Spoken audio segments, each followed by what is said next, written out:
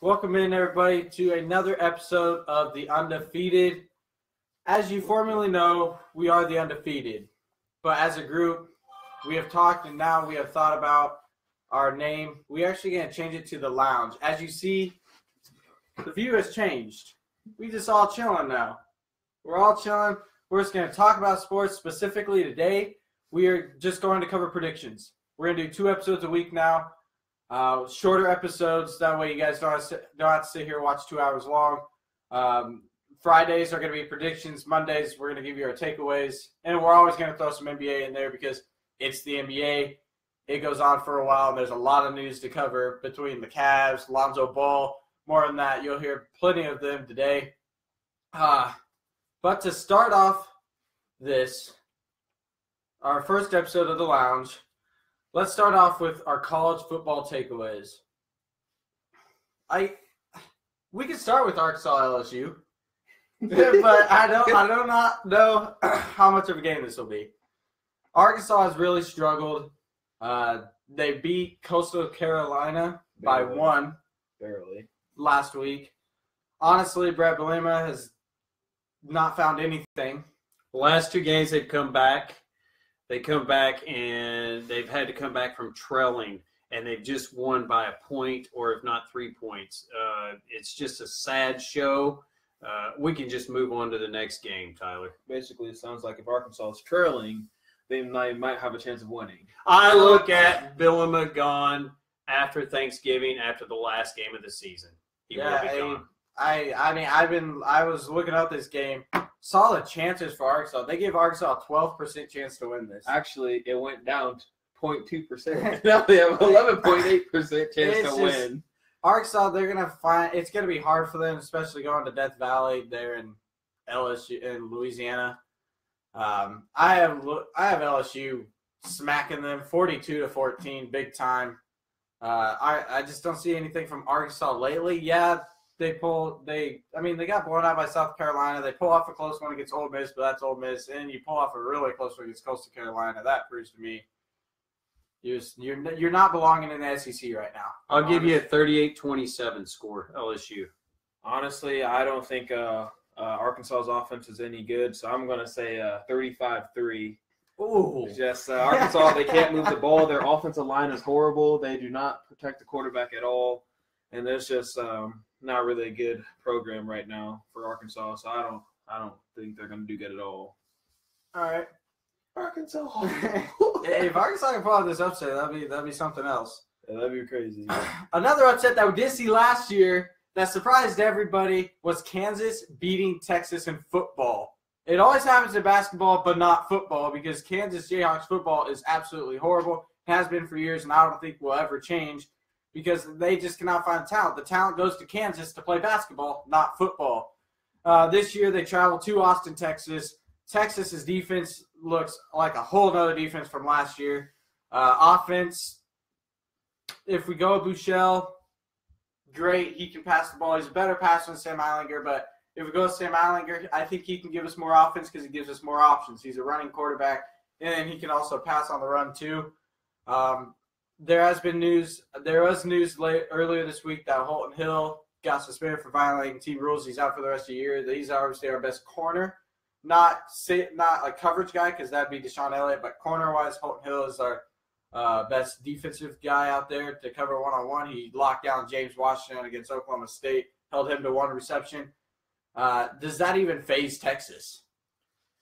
I think it phases Texas a little bit because, if your best corner, you're going to put a person that hasn't played any snaps yet, doesn't have the feel for it.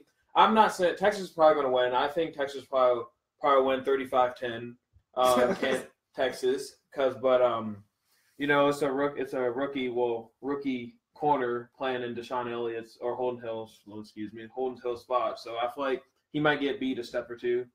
But it's not going to be too much of a hiccup. Kansas should be just a pushover team for Texas. Yeah. I think unless they have a big hiccup, there's no way that Kansas can even come close to beating these guys. I'll give Texas a 21-point spread on this. Yeah, I had to go with Texas just because right now Texas has a 98% chance to win this football game. They're a 34-point favorite. You lose a 34-point favorite. It's been seen. UNLV did it to Cam Newton's little brother against Liberty? Howard. Or Howard, yes, Howard. It's been seen it can happen, but if Texas lets this happen, what do you think of Tom Herman? He's just like Charlie Strong if this happens again. Texas, I got him 38-10. Texas big. Defense too good. Well, I mean, the only person I have to worry about is Stevie Smith Jr., but other than that, they're good. If they can lock down him, then the game's definitely over. Because he's easily the best dude on Kansas's team. But no doubt about it. But the thing is, with Texas, you're going to have a Chris Boyd, then you're obviously going to have Deshaun Elliott at safety going to back him up. And Todd Orlando, he's up there for Defensive Coordinator of the Year. He's going to lock down this Kansas offense. All right, I guess we'll see if the 1-8 Jayhawks can pull it off again. Next up, Nebraska at Minnesota. Big game for the Huskers. This is kind of make or break it. If you even want to try to make it to a bowl game, you have to win this because then you have Penn State. You travel there. Yeah, you're not winning there. And then you got Iowa at home. You can beat Iowa away from Iowa, but that is a very hard task for the Huskers to do. And now you got to travel to Minnesota. Minnesota's been fighting teams. These guys have the same record. They're both 4-5. Nebraska, they have struggled on the road. Who you got? Honestly, I'm going to say a close game, but I think Minnesota's going to win 21-17. I don't think Tanner Lee can step it up. He throws too many picks. He's not a quarterback that you want to lead a team on the road with. If Stanley Morgan holds onto the ball, I think they'll do somewhat good. And if Ozigbo tries to bounce this to the outside at least one time, they'll do somewhat good. But I think it's going to be a close game. But I don't think Tanner Lee's the guy that you want to go into. I don't think Tanner Lee's the guy you should put your money on winning this game. Okay, I'm gonna go with what Mario's got. I'm gonna go with Minnesota beating out Nebraska. I hate to see it, but I'm going to go with 17-14.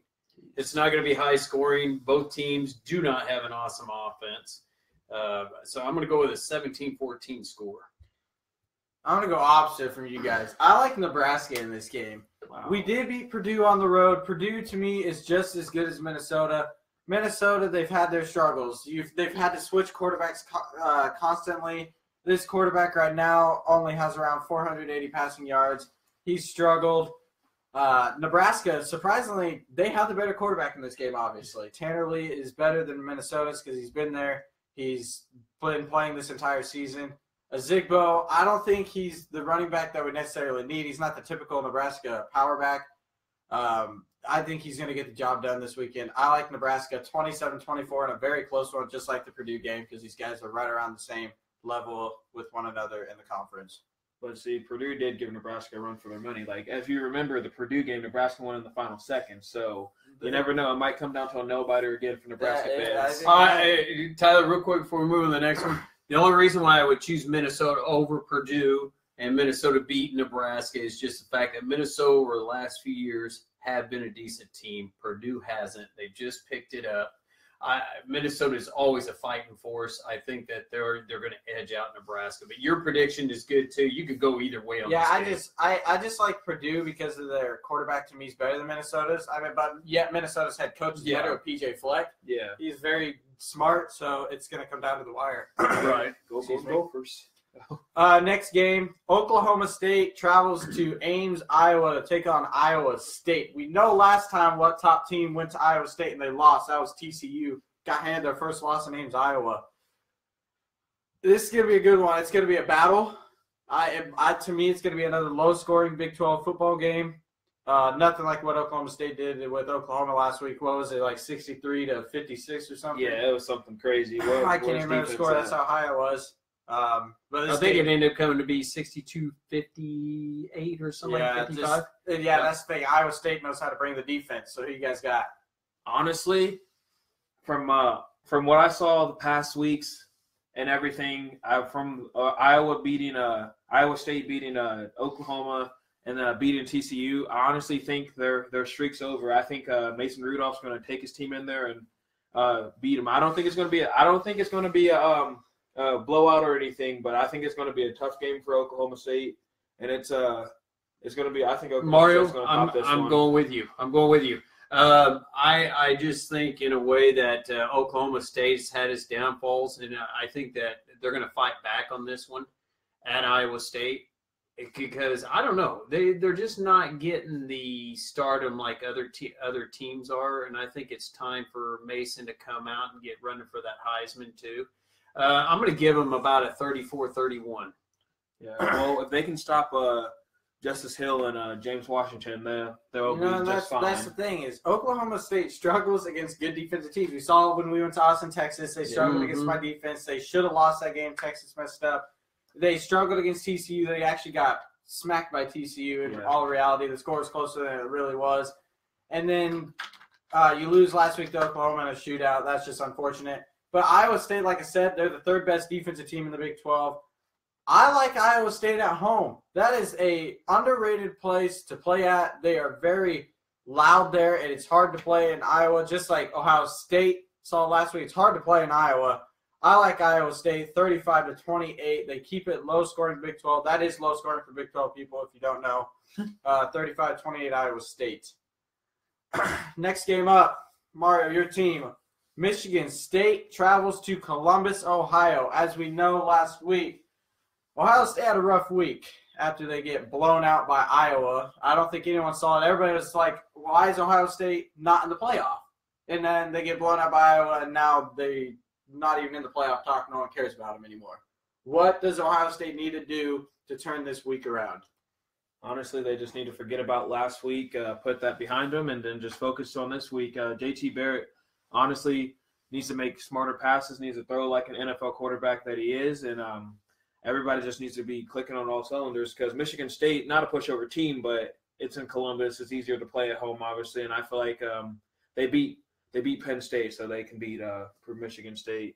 But if we have any hiccups like they did last week, it's over.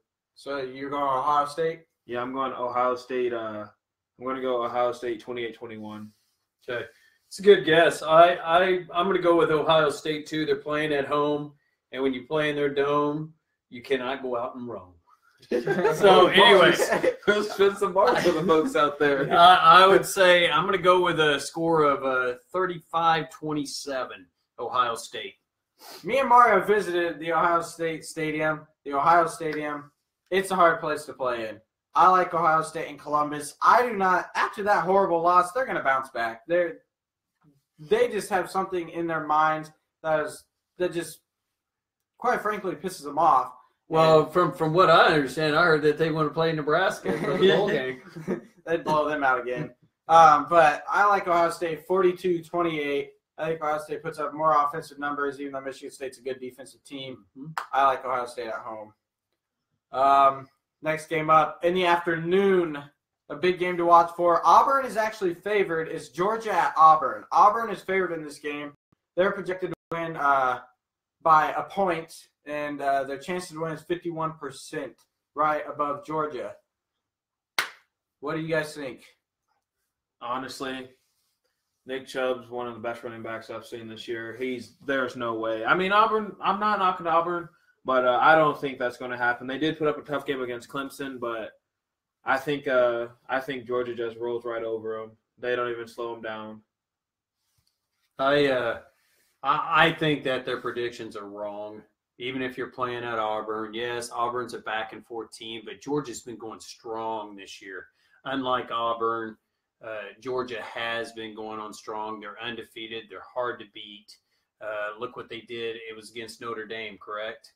Mm-hmm. And Notre Dame's up there in, third seed? Well, I just don't think that there's any way that Auburn's going to pass them.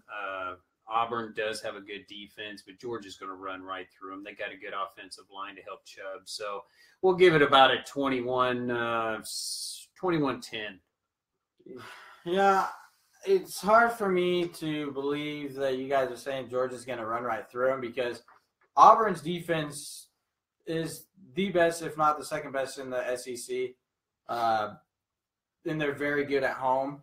I still like Georgia, obviously, in this game, 21-13. But I think Auburn, this is obviously Georgia's toughest game of the season. They're walking into a place. I mean, they did play Notre Dame, but Notre Dame's defense to me is not as good as Auburn's. And now you're going into a place in Auburn. It's gonna be tough. Come on, man! Notre Dame is third. Where is Auburn? It's gonna be tough. I was saying defense, not overall ranking. All right. I don't like Auburn's offense as much as Notre What do you Dame. think, Mario?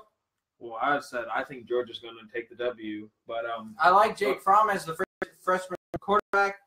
Obviously, I think Georgia, what they're going to have to do in this game is utilize Sony Michel and Nick Chubb very wisely because Auburn's defense can wear and tear you down. Yep. They can make you tired. But like Leon said, Auburn is up and down here and there, so you never know. Like they might just come out a They little could end up sluggish. whipping Georgia, but I would give Georgia this game.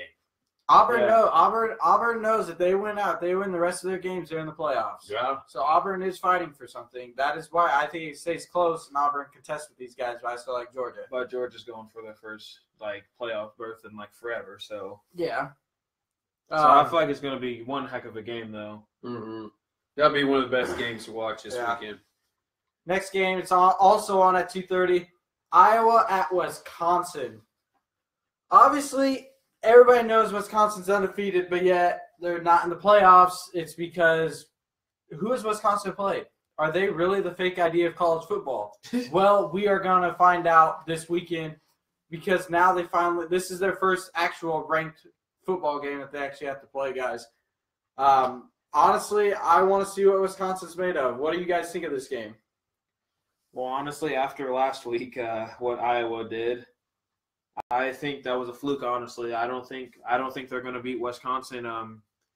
I think because Iowa's not good away from home, so I feel like they're going to Madison, Wisconsin. So I feel like they're going to have a tough time. I don't think it's going to be a blowout for either team, but I don't think Iowa's going to do just as good as they did last week. Because they had, I don't know what that was last week, but it was just a one-time thing. I think that was a downfall in Ohio State's ordeal right there. I think maybe Ohio State, I don't know, too much partying the night before or something. I don't know. But anyway, I myself, that is going to be a damn good game to watch again. I would say I'm going to go with Wisconsin too at like I said, it's going to be low scoring. Iowa and Wisconsin both got good defenses. Wisconsin, Iowa, I do not think that they can stop Taylor, the running back. He's a beast of a running back. Their quarterback, good thing is I love him because he's a southpaw. He's a left-handed quarterback. Those are nice to watch too. I give Wisconsin 24. I don't know. That's another low scoring, 24-17, Wisconsin. If there's a stadium that is just as hard to win in as say Bama, it is Camp Randall Stadium here at Wisconsin. And like you said, Taylor, that running back, he's over 1,300 rushing yards. Mm-hmm. It's going to be hard for Iowa to stop these guys, especially at Camp Randall. I like Wisconsin at home, 28-24. Iowa did impress me last week, but I don't see it happening away from home. Bama at Mississippi State, a night game. I will surprise everyone with this because I did stick to my word. Remember I said my one loss to Bama is coming against Mississippi State like it happened 2-3 years ago with Dak Prescott. I like Mississippi State at home because I tell you what, guys, I can start hearing the cowbells right now from here. Mississippi State, it is loud there. Their defense is a top 10 defense. Bama has a lot of injuries on the offense and defense. I like Mississippi State 21-20 and a 1-point win on the upset of Bama. Honestly, I'm not going to argue with you there. I do agree. Actually, honestly, Bama hasn't been looking like a top-notch team lately. Like these past couple games, I haven't been looking top-notch. Jalen Hurts is actually throwing a little bit more, which is kind of weird. So he's actually not really doing as much completions, not really getting as much rushing yards. Bo Scarborough's actually teams seem to figure out how to stop the run. Damian Harris is a little sluggish right now. So I honestly think I do agree with you on your score too. I think it's going to be a close game. It's going to be one for the books too. And that's the thing. Go ahead before I start talking Okay. again. I'm gonna go. I'm gonna go different. I'm gonna go with Alabama winning, and I don't know. They know what they're going into. Saban does know, And from last year's loss to Clemson, this guy is angry. He's not going to stop. He's going to keep on going. I don't think anybody's going to beat him all year long. And with this game, I'm going to give him by 10 to 14 points for a win. See, and I mean, I can see where you're getting that at, but the thing is, when I look at Alabama, they rely so heavily on their defense. Yeah. If they let up so many points to Mississippi State, Alabama's offense is not very good. No, it's not. It relies on Jalen Hurts to get out the pocket and run when he needs to. And if that happens, Mississippi State can put up more than 28. It's easily Mississippi State's game in my eyes. But I think this has the potential to be the best game of the day tomorrow. A lot of people don't see it, but I do. Yeah, it'll be a good game. Next game up, TCU at Oklahoma. TCU, they have showed their struggles this season. They started out really high-powered offense, really good defense. Then they go into Ames, Iowa to Iowa State. They lose 14-7. Not many people expect that's why they're undefeated. And they play Texas. They actually struggle offensively against Texas. I mean, I give Texas defense credit, but if you're TCU, you expect to do better than that. And then now you got to go up against Baker Mayfield, the number one Heisman guy. What's coming out of this game? Honestly, Baker Mayfield's doing exactly what he did last week. That dude, he just knows how to win. I hate to admit it, I'm not a huge fan of Baker Mayfield, but man, that kid is a talented kid. He, I don't know about 63 points talented, but I think it's going to be a tough one. It's going to be I think a 42-28 Oklahoma. Baker Mayfield's good, running back's good. Their defense has figured themselves out a little bit, and I think TCU is going to be having a little bit of hangover from last week, and they're just not going to be. They're not going to have their heads in the game. All right, I'm going to go Oklahoma winning this one. Like Mario said, Mayfield is just unstoppable. He ended up pulling Oklahoma away from Oklahoma State last weekend. That was a very close game, very good game. I'm going to go with a little bit higher score because both of them could put up numbers. I'm going to go with a 52-37 on this game, Oklahoma. I like it, and you guys win Oklahoma. I'm going Oklahoma too. Baker Mayfield, unbelievable. I mean, I'm sitting there looking at the stats right now. Kenny Hill just barely has over 2,000 passing yards. You know where Baker Mayfield's at? Over 3,200. Jeez. Passing yards. Baker Mayfield, he's a freak. I have no doubt if he can keep it up, he's going to win Heisman. And like I said, TCU has really not shown me much offense lately. I like Oklahoma big, actually, 45-28. Yes. Their defense isn't good. That's why I have TCU at 28. But, yeah, Oklahoma wins by 17 for me. Game of the weekend, though. ABC, Saturday night, 7 o'clock. We all knew Catholics versus convicts back then. We got it right back again. Notre Dame and Miami. Miami, who a lot of people are, why are they in the top 10? Is it just because they're undefeated? Because they really have not played anybody. Miami schedule is very weak compared to a lot of other teams. And then you got Notre Dame. How are they in the playoff? They have one loss. But their one loss is to Notre Dame, to Georgia, 2-point loss. Notre Dame has proven to people that they can be dangerous. They smash USC, absolutely obliterate them. They go to play NC State, who allows less than 100 yards rushing. Josh Adams gets well over 200 yards. Notre Dame has proven to a lot of people why they are a playoff team. This is the game of the weekend. Does Miami take their first loss? Honestly, you're going to be surprised, but I do not think so. I think Miami is no joke. I know their schedule is weak, but they're out to prove something this year to everybody, and I think they don't roll. They do not roll over Notre Dame at all. I think it's going to be a super close game. I think 17-14 Miami. I just think Miami is something serious this year. No, come Wow. on. All right. I mean, nobody. I'm getting sick of this Miami No stuff. one need to go over there, dog. No one thought Miami would even come close to beating Virginia Tech, and they handled Virginia Tech well. Miami is but something Virginia serious. Tech is something totally different from Notre Dame. I know, but you cannot overlook them just because their schedule's weak. Anybody can beat anyone, as we saw Iowa beat Ohio State. All right. I really Mario's going with Miami. I really No. think Miami's going to pull it off this week, 17-14. Okay.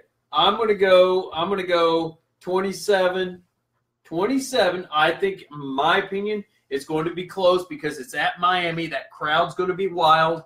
If you look back in the old days when they fought against one another, that crowd, in my opinion, once again, which they tried to refrain from doing it, they're going to be throwing stuff out there on the field. It's going to be ugly, I think. I really do think it's going to be a 27-24 ball game. Notre Dame with Josh Adams is the real deal. He is finally in Heisman talk like he should be. In Miami, I'm still saying it. They beat Virginia Tech like I did not think they would last week, but they are still overrated. Virginia Tech, yeah, it's Virginia Tech. Yes, I've been hyped up all season. I said they're my surprise team. They still surprise people. They only have 2 losses. That's how they're going to end up. They don't really have a tough schedule left. Miami, to me, is not as good as what people think. And now you're running into a Notre Dame team who is obliterating teams. Their only loss is Georgia. I think Notre Dame actually wins big here. I do not like Miami's defense. Yes, that turnover chain, they might get aware at once. They might, because Notre Dame's quarterback might throw a pick once. But I tell you what, Notre Dame, they're winning 35-17. I do not like Miami in this football game. I just don't think they have a talent. All right, man. You just wait and see. I'm gonna be right there with you. Right as soon as Miami is on top and the clock hits 0, Miami is winning this game. Miami's winning by 42. No, not that. Miami's winning this game, jumping in playoffs. Whatever. It's going to be interesting. I'm still going Notre Dame myself, but I think it'll be close. I think it'll be close. It'll be a ball game. It's going to be a good one. As you guys tell who are watching, this weekend's obviously going to have a lot of say in the college football playoffs. Besides, obviously, our teams. But I mean, Ohio State possibly, but they can't get a Big Ten championship. Everybody has to lose. Yeah. So obviously, this weekend has a lot to say in the playoffs. But for now, let's move on to the NBA to end off this talk. And we are actually going to focus on the Cleveland Cavaliers because I tell you what, guys, they are 5-7. They're ranked 11th in the Eastern Conference right now. And the guy who left the Cleveland Cavaliers, Kyrie Irving, has led the Celtics to a 10-game win streak. They are 10-2 without Gordon Hayward. I'm going with chemistry amongst the players and so forth. Like others have been saying, other analysts, I think once they get that chemistry going within the Cavaliers, they're going to fight back. It's going to be different. But for now, yes, Celtics are sweet with Kyrie. They're doing a great job. But with Cavaliers, Tyler, I think that there's only one man on the team right now. That's no joke. He's still averaging over 25 points a game. There's only one man playing. Well, he shouldn't have to babysit older guys and know how to play NBA basketball. Play your game. They're not. There is no chemistry amongst the team. Yeah. See, I think what's the Cavs' problem is they don't know how to. I was watching the game last night. They don't know how to play offense. They can't play offense, and their defense isn't good. Well, LeBron dribbles up the ball. All the 4 guys stand on one side of the court and let LeBron do what he does. No one goes for a rebound, nothing. It's literally LeBron dribbling up the ball by himself. He has no help, and then that's why you can't win offense with just one guy. And then when they pass the ball, they only make passes on the same side of the court. Nobody makes runs. They're just not. They're honestly looking like the Suns out there. They're looking like a rookie team that has no chemistry, no nothing. And I think they're relying on IT's return too much. And they need to not do that. They have good players on their team, but they're not playing like themselves. Everyone's injured. D-Wade's not playing. D-Wade's not vintage Rose. D-Wade's not vintage Wade, and LeBron's head somewhere else, I think. And then Kyrie Irving's on the other hand, that dude's having the time of his life over in Boston. He made the smart decision to get out of there. Yeah, I mean, I totally agree with you guys. I was looking at this earlier, and the Cavaliers right now are ranked 30th on defense. On defense, you are allowing around 120 points to your opponent per game. You are not going to win a dang basketball game if you are allowing that many points. You're the Cavs. You got to step up on defense. They're being lazy on offense, just like you said. We watched that entire game last night. At one point, there were 4 guys on one side. LeBron's by himself one-on-one. I get ISO. Let LeBron ISO. But really, the other four are just going to stand on that side of the court? Do I see the Warriors doing that? Do I see the Rockets doing that? Do I see the Clippers doing that? Do I see the Timberwolves doing that? Do I see the Spurs doing that? No, I do not. That is why those teams are at the top in the West. And then I look at the other players at the Cavs. They're not stepping up. The second best player is Jeff Green. Who thought Jeff Green, coming off the bench, the 10th man practically, probably the 8th man, is the second best player right now? I did not see it coming. I thought Jeff Green would be a good asset, but not what he has been. Dwayne Wade has looked asleep. I don't know where he is. J.R. Smith claims he wants to play a lot. Well, make more than 1 for 8 a game. Kyle Korver, he's been all right. And then Derrick Rose, stop getting injured. And Kevin Love, he's at least trying, but he can only do so much because it's Kevin Love. And then the thing is, these guys are waiting on Isaiah Thomas to return. And that's the thing. I don't think the Cavs can make it above 500. By that time, it's going to be what? To me, I think they're going to be somewhere around 20 and 23 by the time he returns. Honestly, I think the seeding for seeding, I think Bucks are going to overtake them. The Bucks have been just as disappointing. Celtics have really been the only impressive team. The Magic have been impressive, but they're going to sooner or later fall. Pistons have been impressive. They're going to sooner or later fall. 76ers, all right, they're going to fall. And then you got the Celtics. Yeah, they're saying right now Celtics could end up winning the East. Celtics are balling. Celtics actually have the best record in the NBA right now. But yeah, and then you also got the Knicks. They're going to fall. Porzingis cannot keep that up. I'm sorry to you Knicks fans. But, I mean, we just look at the losses. We look at the losses with the Cavaliers. You have the Orlando Magic, the Brooklyn Nets. The Pelicans? Okay, Pelicans, okay, but really they don't ever make they don't make the playoffs. And then you got the Knicks. Wow, real nice. The Pacers, congrats. The Hawks were 1-8 at that point when they lost to. And then the Rockets, it's explainable. Do not leave out the Knicks. Even if they're all talking about Porzingis. The Knicks are good. The Knicks are not Porzingis good. is one of the best players. Actually, Porzingis is actually out tonight with an ankle injury, so he is injury prone. So, like Tyler said, he can't keep it up by himself. But I'm just saying, do not leave them out because they are playing good ball. I will say that, and it can't just be with one guy. Just like LeBron, that's why they're losing. But that's the everybody's thing. Relying on him. The Cavaliers, they have so much talent. Why are you losing? Why do you have a 5-7 record? To me, it's almost like you got to start putting the blame on Tyronn Lue a little bit, and not everybody likes to put on LeBron because it's LeBron. Everybody thinks he controls the team. Does Kevin Durant or Steph Curry control the Warriors? No, that's a super team right there. Cavs have a super team. Tyronn Lue needs to take control just like Steve Kerr did. Get it figured out. I think Tyronn Lue just is a little afraid of his players. He's a little afraid of LeBron. I think Tyronn Lue's afraid of LeBron James. That's what it is. You think maybe he should move back to Nebraska? Probably. But man, we're gonna leave it there because we're running out of time. At the end of the day, I think LeBron needs Isaiah Thomas to return. He needs a point guard just like he had Kyrie. Yeah, and also if Cleveland even wants to make it to the playoffs, they need to kick it into gear, need to find themselves on offense and especially defense. But otherwise, they can LeBron can kiss his 8 straight finals appearances goodbye. Right. Yeah, right now, best OC we get 4th seed at best right now in my eyes. All right, we're gonna end it off there, guys. We're gonna be back in 5 minutes. This is the Lounge. Stay tuned. Next, in 5 minutes, we're going to be covering NFL predictions and Lonzo Ball. He has not been balling.